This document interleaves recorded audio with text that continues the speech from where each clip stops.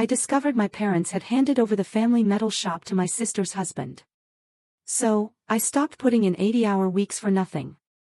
A week later, my dad called in a panic, saying, "Our biggest client is about to walk away."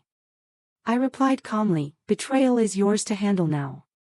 What if the very people who promised you a legacy, the ones you bled and broke for, secretly signed it all away to a complete stranger?"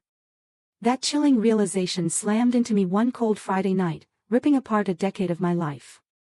The fluorescent lights of our metal shop always hummed with a weary indifference, casting long shadows over the cold concrete floor. That particular night, the air felt heavy, metallic, and charged with an unseen betrayal. My name is Sophia Miller. That's me. 32 years old, living in Green Bay, Wisconsin. For 10 years, I poured every waking, breathing moment, 80 hours a week, easily, into my family's metal shop. No salary, no health insurance, just that sacred, unspoken promise: one day, this legacy, forged by my grandfather's own hands, would be mine. Every calloused burn, every oil-stained scar, every sleepless night wrestling with those roaring CNC machines felt like an investment, a down payment on a future I believed was guaranteed. Until that Friday. I was just finishing up, sifting through quality control files, when a sealed folder, boldly marked, "Confidential," caught my eye. Inside, staring back at me in stark black and white, were legal transfer documents. Full ownership of my shop was being handed over to Justin Rhodes, my sister Brooke's husband. A man who couldn't tell the difference between a block of steel and a piece of aluminum if his life depended on it. I stood there, under that unforgiving light, my hands still black with cutting oil, the weight of a decade crashing down. 10 years. Just, signed away. I walked out the next morning. A week later, my phone rang. It was my father, his voice thin, trembling. "Sophia, our biggest client, Steelcore Dynamics, they're about to leave. Please, we need you back." I took a slow, steadying breath. "Let Justin handle it," I said, my voice calm, flat. Ever been dismissed, utterly underestimated, just because you didn't fit someone's narrow idea of the type for a job? My world.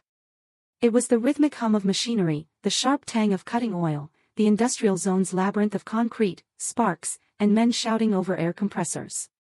I was the only woman working full-time in that shop. The only one who could swap out a carbide insert faster than most of them could finish their morning coffee. When I first started, the stares were constant, a mixture of curiosity and thinly veiled doubt, as if they were all waiting for me to quit and find something more suitable. But I didn't. I stayed. I absorbed every nuance of those machines, their unique symphony of sounds, the subtle vibrations through the concrete, every faint smell that signaled something was off. This wasn't just a business, it was 3 generations of our blood, sweat, and steel. My grandfather built it from nothing in 1970, with one battered CNC mill and a dream that smelled like pure grit. He even slept on a cot in the corner those first winters, just to keep the heat on. When I was tiny, he'd let me sit on his knee, his enormous hands guiding mine to press the green cycle start button. That thrill, as the spindle whirred to life, the soft shriek of metal being shaped, it was the heartbeat of something truly alive. After he passed, my father took the reins. He wasn't the dreamer my grandpa was. He was practical, cautious, a man who measured worth in hours logged and profits earned. But he loved the shop, and I desperately wanted to make him proud. While my sister, Brooke, chased marketing internships in Chicago after high school, I enrolled in a technical institute.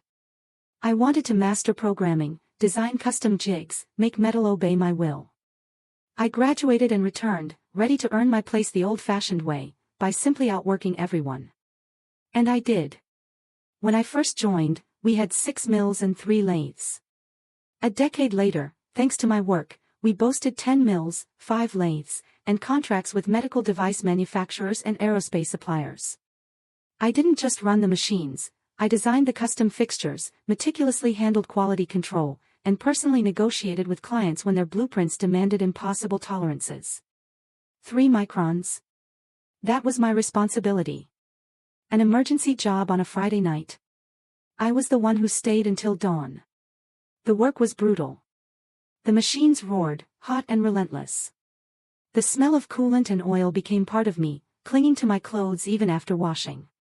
My hands were permanently rough from deburring sharp edges, my nails kept short because long ones don't survive in this trade. I learned to feel the machines, to read them by ear. A faint chatter meant a dull tool, a deeper hum signaled an overloaded spindle. When others were stumped, I'd listen for 10 seconds and know exactly which offset to tweak. They called it intuition. I called it obsession. There were nights I'd glance at the clock, suddenly realizing it was 2 a.m., the entire industrial park dark except for the sodium glow of our shop. I'd sit on the loading dock, watching fog curl off the bay, my reflection staring back from oily puddles. This is my life, I'd think. This is the price of building something that lasts. Clients started asking for me by name. Engineers from major firms sent blueprints directly to Sophia at Miller Metal Works. One even joked, if she's on the job, we can stop worrying about the specs. Every compliment made the endless hours feel lighter. And every time my father said, "You're the future of this place, kiddo," I believed him. It was a promise, carved deep into my chest. I never asked for a paycheck. My parents insisted the money was being reinvested, that I was building equity. They offered a room upstairs, family dinners, and told me that was enough for now. One day, this will all be yours, Sophia, my mother would whisper, touching my shoulder as I came home, covered in grime. And I smiled, because I trusted them. I didn't need contracts or titles. I had trust. I had family. And I had my hands, the same hands that once fit inside my grandfather's gloves, now calloused and steady, shaping metal just as he taught me. For 10 years, I gave that shop everything. Every hour, every ounce of energy, every part of me that could still move after the sun went down. 80 hours a week, sometimes more. The machines never stopped, and neither did I. My alarm blared at 4:30 a.m. First thing, stretch my back, it started aching before I hit 30. By 5, I was at the shop, flicking on lights, the cold air thick with metal dust. Prepping mills, loading programs, calibrating offsets. By the time anyone else arrived, the first run was often done. No one ever asked why I worked so hard. They thought they knew. "You're doing it for yourself," my father would say, with that patient, authoritative tone. "You're building your own future. Remember, Sophia, this is all for you." My mother would nod. "One day, sweetheart, you'll be grateful." So, I believed them. I believed the long nights, the skipped dinners, the birthdays spent at the shop, were all part of some grand plan. The truth? I had no life outside those walls. My friends gave up inviting me out years ago. I missed weddings, holidays, even my sister Brooke's baby shower. When I wasn't at the shop, I was asleep. When I wasn't asleep, I was thinking about the shop. I ate standing up, usually cold leftovers on a tool cart. My hands were cracked, hair singed and uneven from welding sparks. Scars from hot shavings, nails split and gray from oil. I wore them like medals. My body screamed for rest, my lower back a constant warning light. I'd lean against a workbench, stretch until my vertebrae popped, then back to work. Pain was proof I was earning something. "You're the future of this place." My father's phrase. A promise I couldn't break. Vacations were a foreign concept. When others took time off, I covered. "The business can't run without you," Dad once said, half joking. I smiled, not realizing how chillingly true it was. One weekend, I visited an old college friend. I came back to 2 jobs behind schedule and a mess of broken tool paths. My father shook his head. "See what happens when you're gone." From then on, I never left. I called it loyalty. Deep down, it was fear. Fear that if I wasn't there, they'd prove I wasn't needed. Love was another casualty. I tried dating once, a civil engineer named Mark. He was kind, patient, fascinated by my work. But after months of canceled dinners and rescheduled weekends, he stopped calling. I couldn't blame him. I couldn't even promise him a Friday night. I remember standing outside, phone pressed to my ear, trying to explain why I couldn't come over. "You always say you're almost done," he said quietly. But you never are. He was right. The shop became my cage and my cathedral. The hum of machines, purpose. Finished parts, pride. My parents' smiles at efficiency reports, approval. I thought if I became indispensable, they'd see me as an equal. But small doubts, like insidious rust, began to creep in. Like the time my father wrote my sister, Brooke, a check for marketing help, despite her not having set foot in the shop for years. Or when my mother mused, Justin might take the business to another level once he gets more involved, and my stomach tightened. I didn't understand why then. I just pushed it down. Family was family. Don't compare, I told myself. In the quiet of my bed, smelling faintly of aluminum, I'd stare at the ceiling, dreaming of the future they promised, my name on the sign, my own team, an office with windows. It was just enough to make the fatigue bearable. I believed merit would eventually win. I was wrong. My biggest mistake wasn't working too hard. It was believing fairness would just happen. That love and loyalty would magically lead to justice. I thought if I was the best, if I carried every burden, they'd have no choice. I was naive. In a family business, merit is often silenced, quietly replaced. You don't realize you've been erased until it's too late. Then came Justin Rhodes. Around 2020. He didn't just enter my life, he invaded it. Pressed shirts, polished shoes, and the practiced confidence of someone who'd read more business books than lived real days in a factory. My sister Brooke brought him to dinner, her voice practically glowing. Justin just finished his MBA at Northwestern. He's brilliant, Sophia. You'll love how his mind works. Brilliant. The word hung in the air like a cheap cologne. It was the same word people used when they had no actual evidence of skill. I shook his hand across the dinner table. His grip too firm, his smile too white.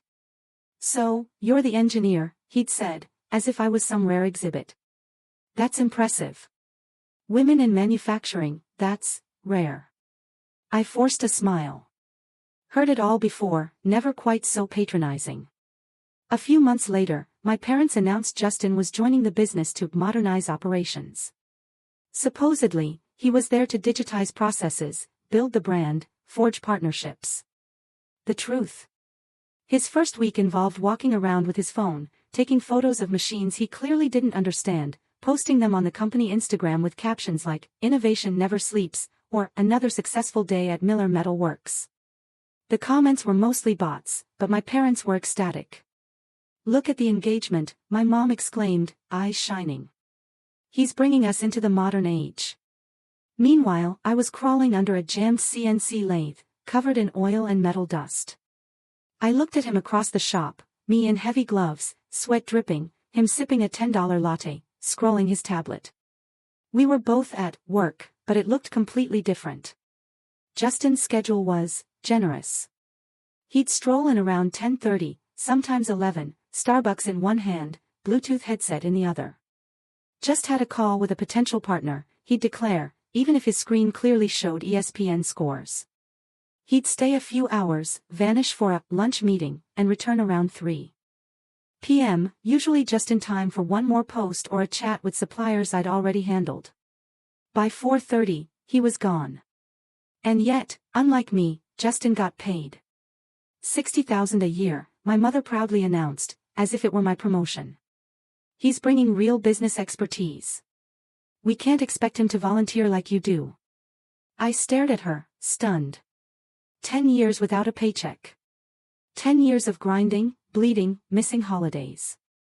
Now they were cutting checks for a man who didn't even know what G-code was. When Justin got his company truck, a brand new Ford F-150 with custom detailing, I didn't even try to smile. He needs reliable transportation for client visits, Dad explained, handing him the keys. You still have your old pickup, right? I glanced out the window at my rusted, 20-year-old Chevy. Cracked windshield, oil stains on the driveway. I didn't answer. I told myself it didn't matter. I was the engineer, he was just the figurehead. Let him play dress up. Let him pose for photos. The clients knew who actually did the work. I convinced myself the work would speak for itself. But slowly, something shifted. During meetings, my parents started turning to him first. "Justin, what do you think? Justin, maybe you could handle the client presentation." I'd sit there, covered in small cuts and bruises from the shop, watching him talk in circles. Words like scalability, efficiency matrix, digital footprint. And they'd nod, like he was speaking gospel. Sometimes he'd glance at me, a polite, empty smile that said, "Stay in your lane." One evening, as I finished a 14-hour day fine-tuning a titanium mold, I overheard Brooke laughing with Justin near the office. "Sophia's the technical one," she said, "but Justin's the strategist. That's what keeps the business alive." That line cut deeper than any metal shard ever had. Technician. Strategist. As if execution was meaningless. As if years of sweat and scars were less valuable than PowerPoint slides. It wasn't just favoritism anymore. It was historical revisionism, turning my labor into his legacy. Online posts started appearing. Under Justin Rhodes's leadership, Miller Metal Works enters a new era of innovation. My designs, my builds, my clients, all stamped with his name. My father beamed every time someone mentioned Justin at a networking event. "He's got vision," he'd say. "Finally, someone who understands both sides of the business." Meanwhile, I was still sleeping in the same childhood room above the garage, still driving a rattling pickup, still waiting for acknowledgement that never came. I told myself to ignore it, to let the numbers, the output, the quality speak for me. But a quiet fear began to grow. I'd seen this pattern before, in trade school, in every factory, in every meeting where I was the only woman. The talkers rise. The workers fade. For months, I bit my tongue, smiled through the injustice, convinced myself I was paranoid. But every day Justin stayed longer in the office, every meeting he led, every decision my parents deferred to him, made one truth sink deeper: I was being replaced. Not by someone better, but by someone who looked the part. My biggest threat wasn't incompetence.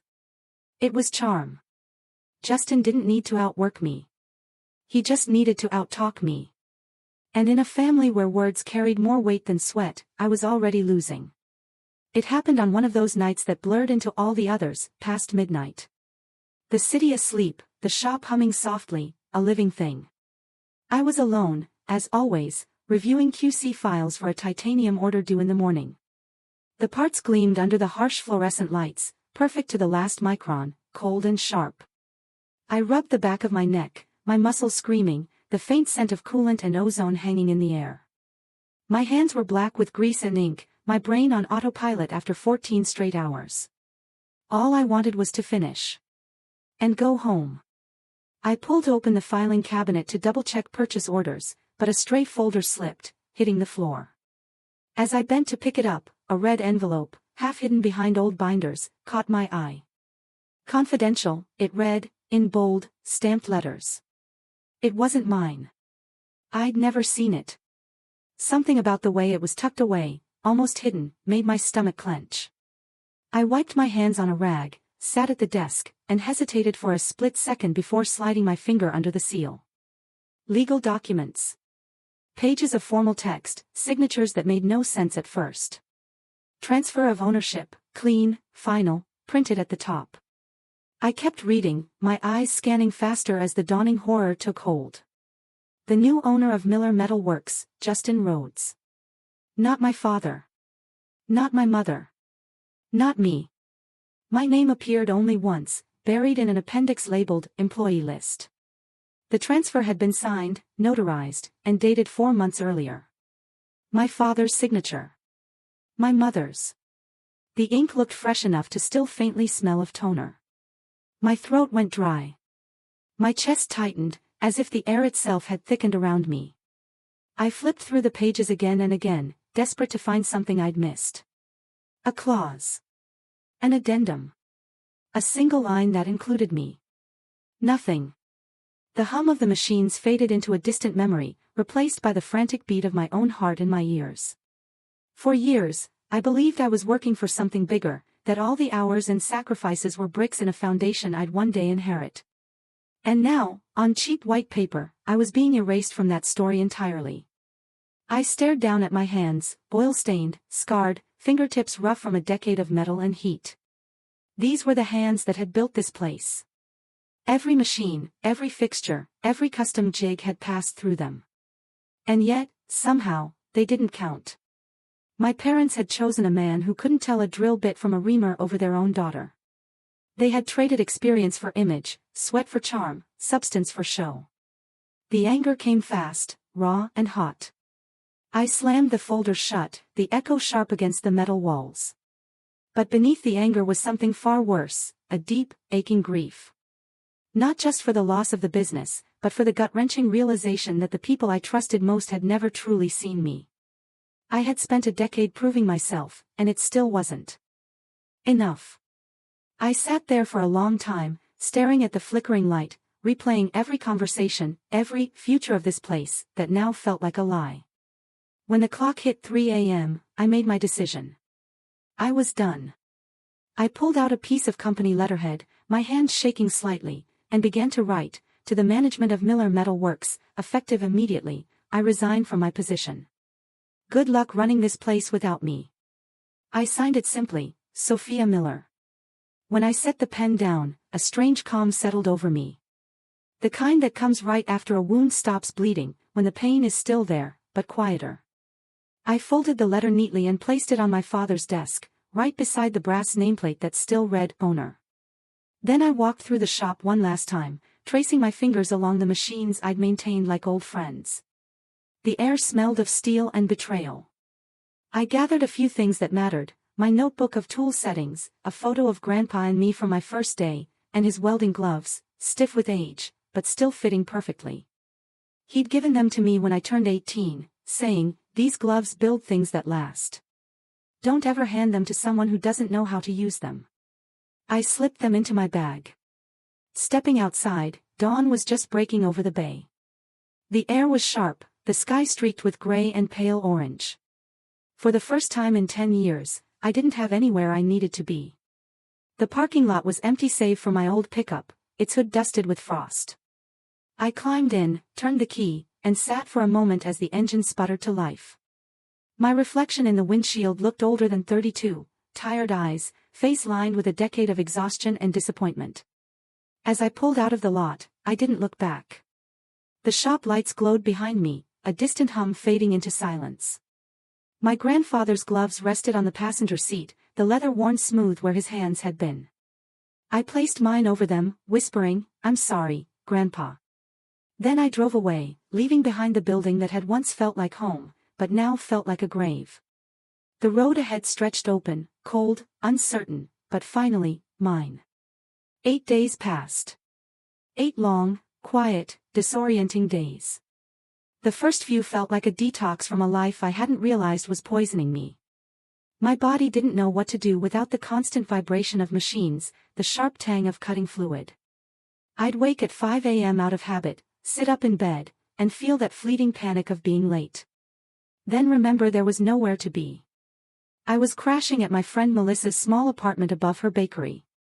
She didn't ask questions, just left coffee on the counter and gave me space. For the first time in a decade, I smelled something other than metal. By the 8th day, I'd almost stopped checking my phone. The silence from my parents was louder than any argument could have been. I told myself they wouldn't reach out, that they'd double down on their decision. I was wrong. That afternoon, helping Melissa carry flour bags, my phone buzzed. I didn't recognize the number, but my chest tightened anyway. I wiped my hands and answered, "Sophia." My father's voice cracked through the line before I could even respond. It wasn't the steady, commanding tone I grew up with. It was strained, uneven. "Thank God you picked up." I froze. "Dad, it's Steel Core Dynamics," he stammered, words tumbling out. "They're threatening to pull their contract. Justin's been handling their last order, and apparently the specs are off. The parts don't match the tolerances you used to run. They won't sign off until someone fixes it." His breath hitched. "We can't afford to lose them. That's 40% of our revenue. You have to come back." For a second, my old instincts kicked in. I could almost see the machine in my head, hear the spindle whining wrong, feel the fix waiting in my fingertips. Every part of me wanted to grab my keys, drive to the shop, and set things right. That's what I'd always done. Clean up their messes. Make things work. But then I remembered that red envelope. The signatures. The look of my name on that employee list, buried beneath the man who took everything I'd built. I took a deep breath.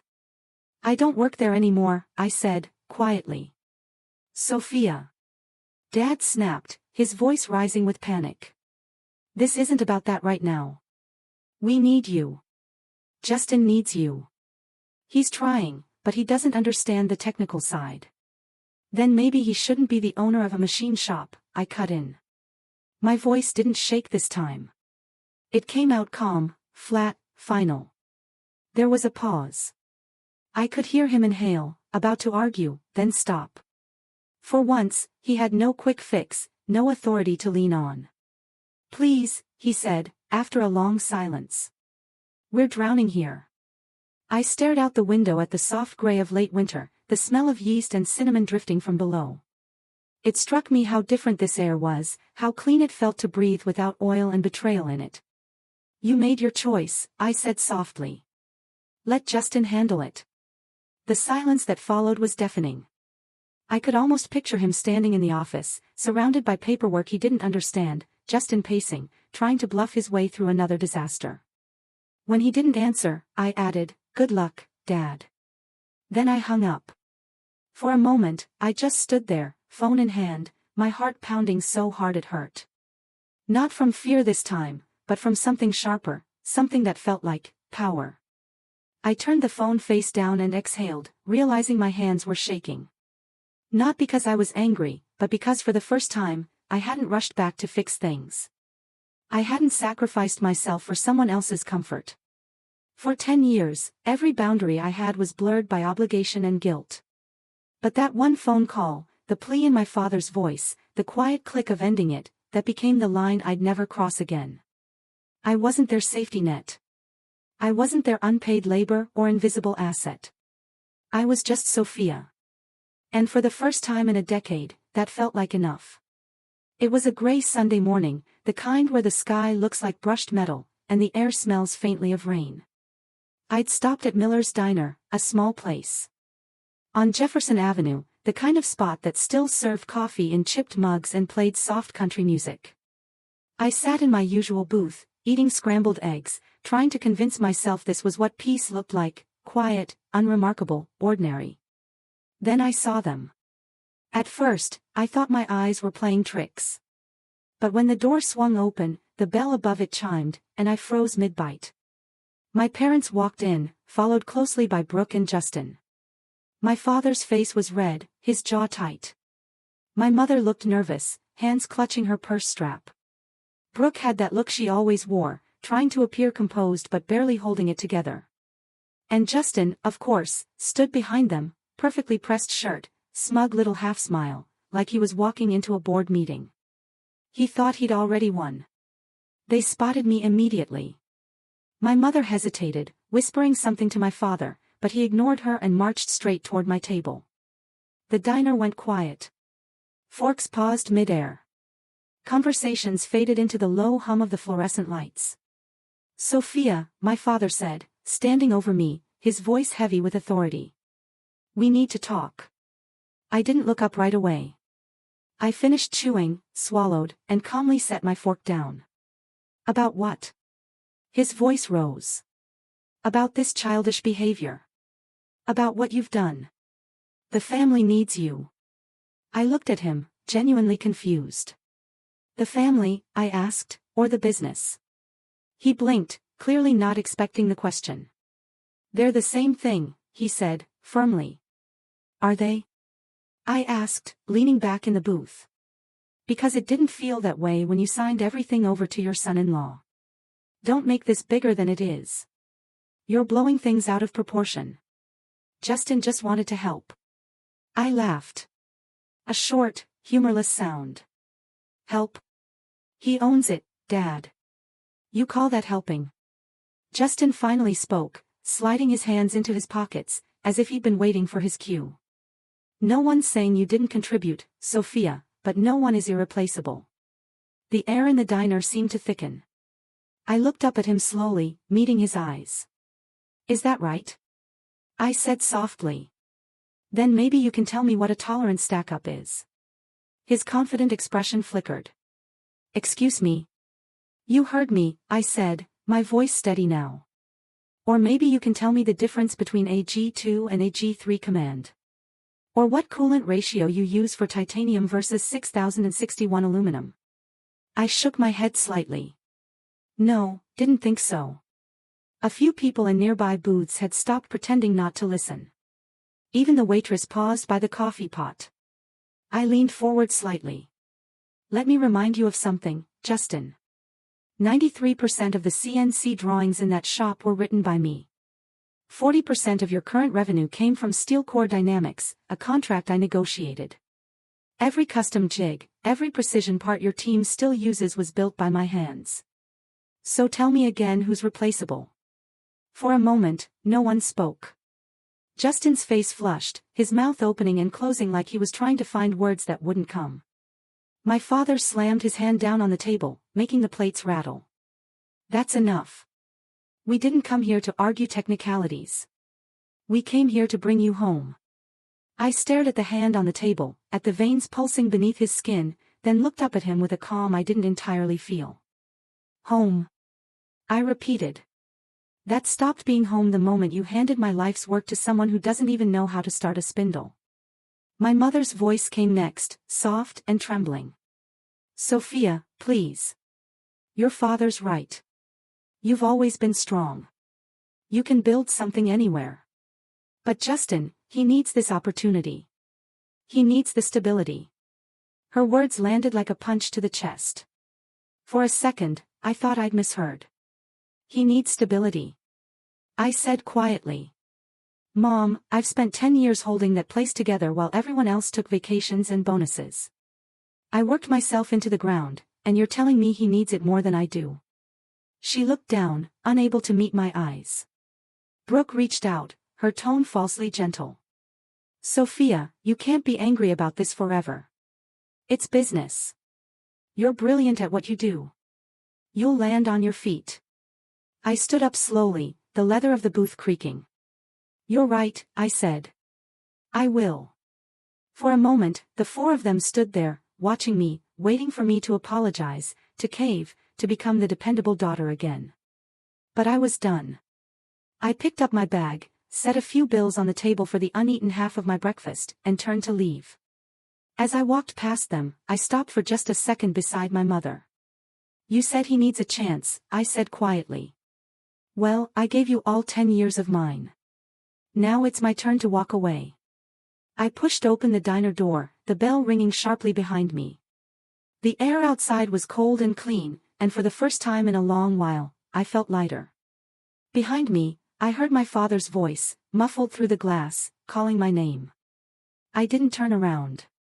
The diner windows reflected the four of them standing together, confused, angry, and small. And for the first time in my life, I realized I didn't need their permission to leave. The road ahead was uncertain, but it was mine. By the next morning, a new kind of clarity settled over me. I knew what I had to do. That leather notebook, filled with my grandfather's meticulous tool settings, was more than nostalgia, it was a key. But for justice, sentiment wouldn't be enough. I needed proof, structure, and someone who could turn my grandfather's words into a weapon sharp enough to cut through legal paper. That's when I called Ava Rodriguez. Ava and I had gone to the same technical college years ago. While I'd plunged into mechanical engineering, she'd pivoted, finished law school, and opened her own small firm in Milwaukee, specializing in business disputes. We hadn't spoken in years, but when she picked up, her voice was the same, brisk, confident, a hint of warmth hiding under professional steel. Sophia Miller, she said. It's been a decade. What's going on? Family business, I said dryly. Literally. I told her everything, the unpaid years, the betrayal, that red envelope, the illegal transfer papers, and finally, my grandfather's journal. She didn't interrupt once. When I finished, there was a pause. Send me everything, she said. And Sophia, don't talk to them again without me. 2 days later, I drove to her office. Modest. No marble floors, no perfect-haired receptionist. Just shelves stacked with binders, a framed degree on the wall. Ava was at her desk, hair tied back, glasses perched low, flipping through the documents I'd sent. When she finally looked up, her eyes were bright. "Okay," she said, tapping the folder with her pen. "We can do this, but we need to be smart. 3 things we have to prove. 1, that you are the technical backbone of this business. 2, that your parents' transfer to Justin violates your grandfather's founder intent. And 3, she paused, a small grin forming, that your dear brother-in-law is not only unqualified, but possibly committing financial misconduct." I exhaled. That last one shouldn't be too hard. The next few weeks blurred into a sharp, singular focus. I became a detective in my own life, meticulously piecing together a trail of proof buried under years of loyalty. Every night, I sat at my kitchen table, surrounded by documents, coffee-stained notebooks, and a flash drive of company data I'd saved before quitting. The first evidence was my track record. I sifted through hundreds of client emails, each one a time-stamped footprint of my contribution. One from a steel core engineer: "Sophia's precision saved our project. If she hadn't caught the misalignment, we'd have lost the entire prototype batch." Another from Aerodynamics Corp: "Sophia, your tolerance corrections are the reason we renewed this contract." Then came the numbers. Using spreadsheets I'd built years ago, I charted the company's growth during my tenure. In 10 years, under my technical leadership, revenue had climbed 180%. Before that, barely 30%. The data spoke louder than any defense my parents could fabricate. But what truly sealed the pattern wasn't my success. It was Justin's failure. One night, Ava called after reviewing some financial statements I'd found on an old company drive. "Sophia," she said, her tone almost amused. "Your brother-in-law might just hand us this case himself." The company credit card history read like a parody. Thousands of dollars in client entertainment that coincidentally matched dates of Packers games. A $3,000 charge for networking dinners in Miami during a week when no trade conferences existed. And my personal favorite, a $5,000 home theater system labeled as office equipment, shipped directly to Justin's address. When Ava saw the list, she shook her head. "You can't make this up. He's a walking audit violation." Still, she wanted more. "We'll need internal witness statements. Something from people who've worked under both of you. Bonus points if they've seen him screw up firsthand." That's when I called Michael Thompson, one of the oldest machinists still at the shop. He'd started under my grandfather in the late 80s and stayed long enough to see every era of the business, the expansion, the modernization, and now the decay. When I met him at a small coffee shop, he looked older, but just as solid. Calloused hands, gray beard, and the kind of quiet honesty that never aged. "I heard what happened," he said, shaking his head. "Your grandfather would be sick over it." He reached into his jacket and pulled out an old file folder. "I've been cleaning my garage. Found these contracts your granddad wrote himself. Look at the language. See how over the years he starts adding words like team share, collaborative ownership, collective equity. He was moving toward fairness, Sophia, not hierarchy." I flipped through the documents, my throat tightening. "He really meant it," I whispered. Michael nodded. "He used to say it all the time, Sophia's got my hands and my heart. She'll carry the shop forward one day." I never forgot that. When I brought the folder back to Ava, she smiled for the first time since we started. "This," she said, holding up the page with Grandpa's evolving contract clauses, "is gold. Founder intent. Documented progression. Direct testimony from someone who worked beside him. Combined with your grandfather's journal, it's airtight."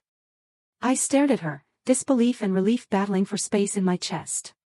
"So, we have enough." Ava closed the folder and leaned back, her expression firm. "We have more than enough. The technical evidence proves your contribution. The financial records bury Justin. And your grandfather's words. They give us moral gravity the court will respect." She paused, then smiled faintly. "Get some rest, Sophia. because the next time you walk into that building, it won't be as an employee. It'll be as the rightful heir of its soul. For the first time in months, I slept through the night. When I woke up, I didn't feel small or erased anymore. I felt ready. The courthouse in Green Bay was a tall, gray building that looked like it had never known warmth. The steps echoed under my boots as I climbed them, my stride steady, but my stomach tight. Inside, everything smelled faintly of coffee and paper, sterile, formal, unbending. I spotted Ava near the end of the corridor, sleek in a navy suit, flipping through our files with calm precision. She looked up, saw me, and gave a short nod. "You ready?" she asked. "As I'll ever be," I replied. She smiled slightly. "Good, because today you stop being the invisible worker. Today, they finally have to look at you." The courtroom was packed, local press, a few old clients, even some former employees who'd heard about the case. My parents sat at the defendant's table beside Justin, who wore an expensive gray suit and the smug expression of a man convinced he could talk his way out of anything. My mother refused to meet my eyes. My father stared straight ahead, jaw tight. Judge Harris entered, a man in his 60s with sharp eyes and the posture of someone who'd seen every kind of human foolishness. When he spoke, his voice carried like iron. Case number 24-315. Miller vs. Rhodes. Let's begin. Ava rose first. Her voice was steady, crisp, and deliberate. "Your Honor, this case is not about inheritance. It's about integrity. It's about a woman who gave 10 years of her life to a business built by her grandfather, only to be erased from its future. We will show that Sophia Miller was the technical and operational core of Miller Metal Works. That the transfer of ownership to Justin Rhodes violated documented founder intent. And that Mr. Rhodes is unfit to run the business due to both incompetence and financial misconduct." Then she began the presentation. She projected the first exhibit onto the screen, a page from my grandfather's leather notebook, the handwriting elegant and firm. "Whoever builds with their hands and mind owns a piece of the workshop's soul." The courtroom was silent as the words hung in the air. Next came the photographs, my 12-year-old self welding under my grandfather's supervision. Rows of machines I had calibrated. Client thank you emails praising my precision. Then spreadsheets, 10 years of data showing the company's 180% growth during my leadership of technical operations. Finally, the financial statements, each one with highlighted charges. Packers tickets. A business retreat in Miami. A $5,000 home theater system labeled as office equipment. The audience murmured when Ava said softly, "All charged to company funds." When it was my turn, she called me to the stand. My palms were cold, but my voice was steady. I described what the last decade had looked like: 80-hour weeks, oil burns, sleepless nights fixing machines that others couldn't. "I thought I was investing in my future," I said quietly. "My parents told me I was working for something that would one day be mine. I didn't realize I was building a throne for someone else." Then came Justin's turn. He strutted to the witness stand, flashing his practiced smile. His lawyer, a slick-tied man from Milwaukee, began gently. "Mr. Rhodes, could you explain your role at Miller Metal Works?" Justin straightened his shoulders. "I modernized the company's marketing, introduced digital strategy, and brought us into the 21st century. Before me, there was no online presence, no outreach." Ava stood up. "Cross-examination, Your Honor." Judge Harris nodded. "Proceed." She approached slowly, like a surgeon preparing an incision. "Mr. Rhodes," she said, "you claim to have modernized operations. Could you please name 3 clients you personally brought into the company during your tenure?" Justin blinked. "Well, I was building relationships. These things take time." "Names," Ava pressed. He hesitated. "I'd have to check the records." Ava tilted her head. "Very well. Then, for the record, can you describe the process of setting up a CNC mill for a precision titanium order?" A pause. "That's not really my area of focus. I delegate that to the operators." Ava's tone didn't change. "And yet you are the sole owner of a machining business, correct?" He shifted. "Yes, but I handle the big picture. Leadership isn't about, she cut him off. What was the company's quarterly revenue as of last quarter? He frowned. Well, again, I'd need to confirm. So, you don't know the answer? Not off the top of my head. Ava turned to the judge. Your Honor, this man cannot name a single client, cannot describe the process that produces his company's product, and cannot identify basic financial metrics. Yet, he claims to lead this business. She faced Justin again, her voice like ice. Mr. Rhodes, a company cannot be led by someone who doesn't understand how it runs. The courtroom was silent, save for the faint squeak of the judge's pen taking notes. When Ava sat down, I caught the faintest flicker of panic cross my father's face. My mother reached for his hand, but he pulled away. For the first time, they looked unsure. Not angry, not defensive, just small. After a brief recess, Judge Harris turned to me. Miss Miller, before I render my decision, would you like to make a final statement? I stood. My legs trembled, but my voice didn't. Your Honor, I'm not here to reclaim property. I'm here to reclaim truth. My grandfather believed that work gives people dignity. That what you build with your hands and your heart belongs to you, at least in spirit. I don't need the company. I don't need the name. I just want his intent honored, and I want to stop men like Justin from turning honest labor into someone else's profit. For a long moment, the judge said nothing. He looked down at the notebook, then at me. Thank you, Miss Miller. When I sat back down, Ava whispered, that was perfect. As the gavel struck, signaling judgment in 3 days, I realized something profound. Win or lose. I had already done what my grandfather had wanted me to do. I had stood my ground, with both hands steady and my heart unshakably my own. 3 days later, I stood once again in that cold, echoing courtroom, my palms damp, but my heart steady. The air felt heavier than before, that quiet, suspended kind of stillness that comes right before something irreversible. My parents sat a few rows ahead, Brooke beside them, her arms folded tightly, eyes red as if she hadn't slept. Justin stared straight ahead, jaw tense, his arrogance finally cracked. When Judge Harris entered, everyone rose. He settled into his chair, adjusted his glasses, and glanced over the thick stack of files in front of him, my grandfather's notebook, Ava's evidence binders, the company ledgers, the photographs. His voice, when it came, was low, but carried through the room like a verdict written in stone.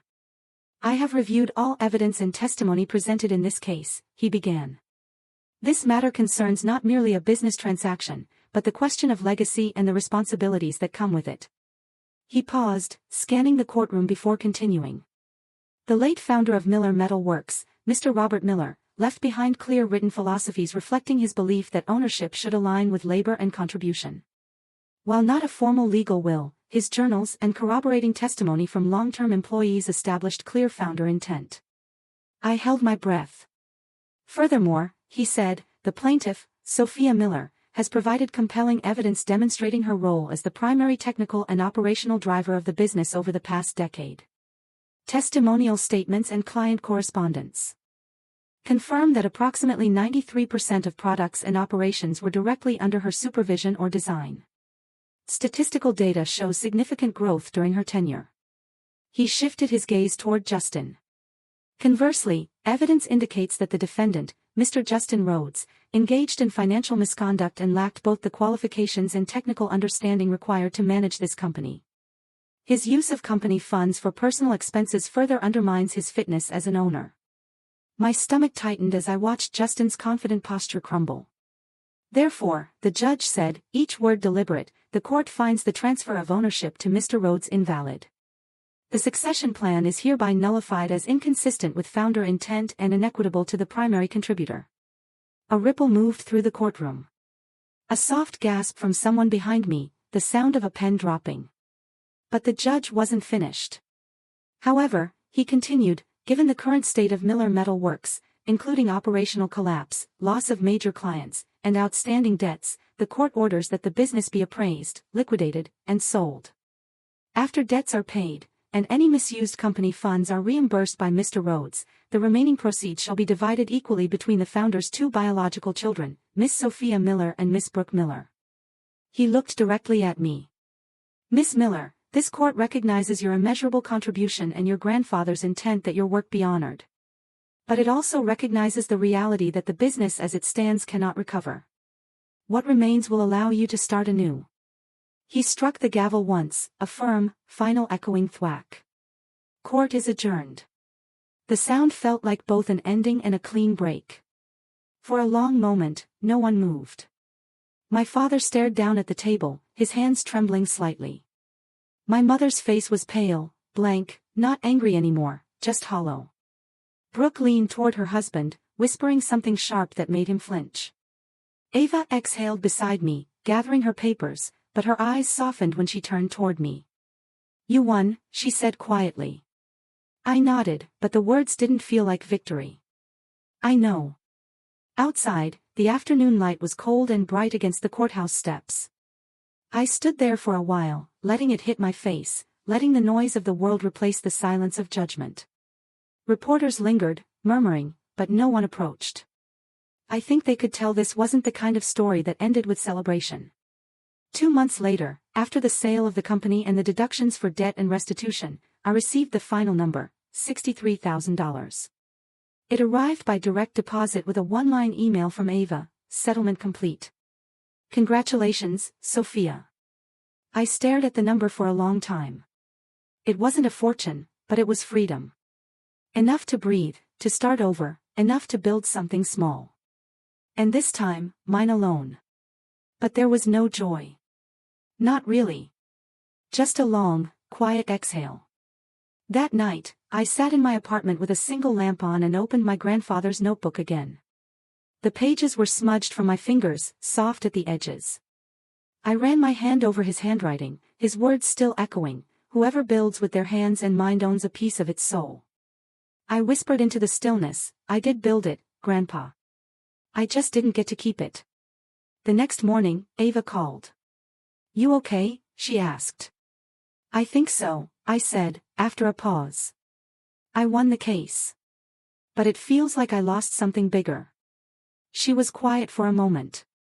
You didn't lose it, she said finally. You outgrew it. After we hung up, I drove past the old factory one last time. The sign had already been taken down, the windows empty, the loading bay locked.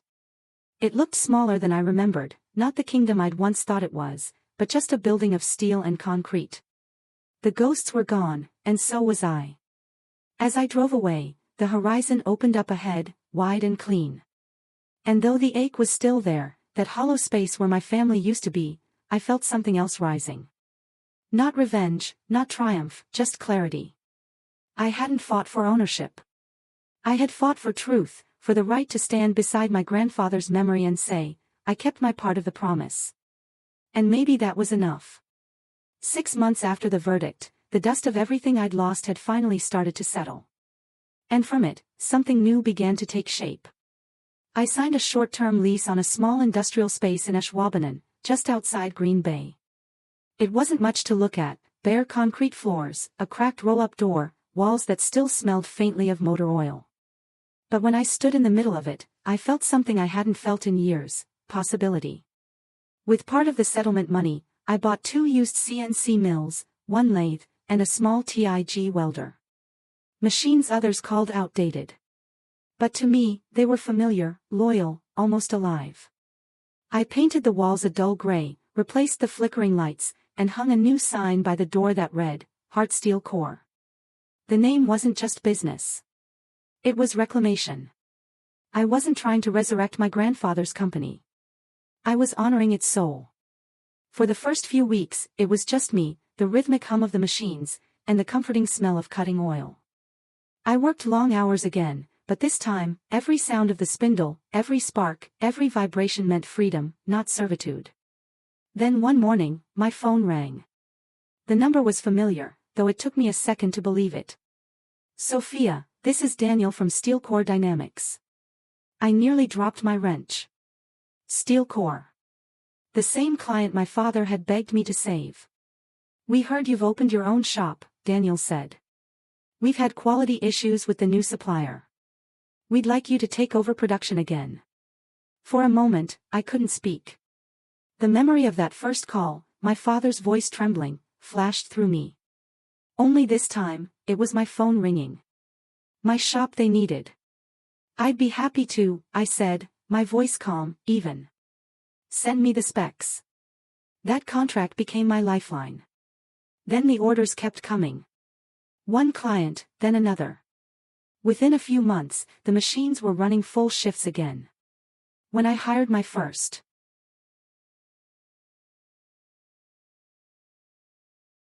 employee, it wasn't even a decision, it was instinct.